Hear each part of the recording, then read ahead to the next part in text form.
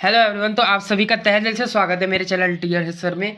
तो मैं आज आ गया हूँ आपके लिए एक नए टॉपिक के साथ, जिसमें हम डिस्कस करेंगे पॉलिटिकल साइंस के major subject public institution in India.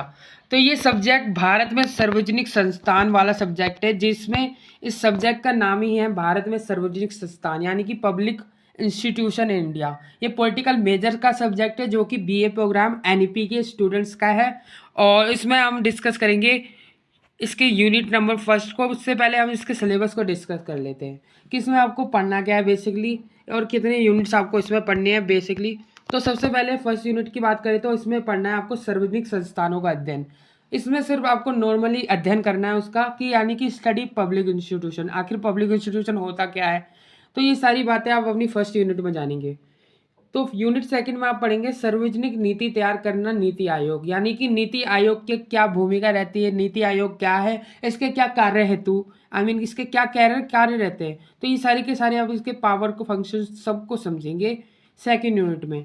Third unit में आप क्या समझेंगे, चुनाव करना, भारत चुनाव आयोग। यानी कि आपका election commission in India, ECI क्या होता है, ये सारी की बातें हम अपने थर्ड यूनिट में कवर अप करेंगे।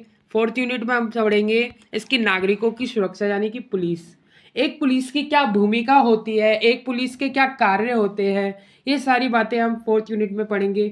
फिफ्थ यूनिट में हम पढ़ेंगे भारत का राष्ट्रीय मानव अधिकार आयोग, एनएचआरसी, यानी कि national human rights commission of India.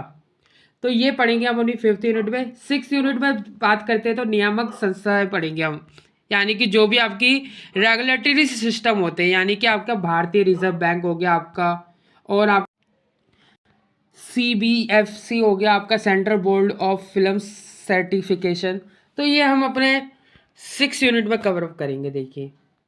और अब सेवन्थ यूनिट की बात करें तो सेवन्थ यूनिट में आप यही पढ़ेंगे कि पारदर्शिता और जवाबदेही, यानी कि नियंत्रण एवं महालेखा परीक्षक और केंद्रीय सत्यकर्ता आयोग। आखिर ये क्या होता है, तो मैं आपको बता देता हूँ। जो आपके सीएजी होता है, यानी कि जो कैग होता है, जिसे हम कहते हैं कंप्ट्रोलर एंड ऑडिटर जनरल, ये फुल फॉर्म है इसकी सीएजी की, जिसे हम हिंदी में कहते हैं नियंत्रण एवं महालेखा परीक्षक।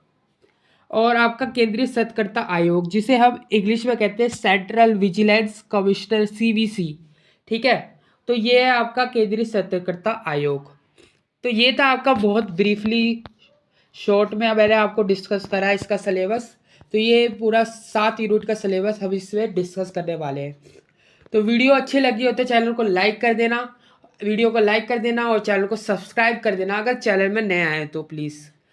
हम मिलते हैं नेक्स्ट टॉपिक के साथ, और भी नई अपडेट्स के साथ और नई चैप्टर के साथ।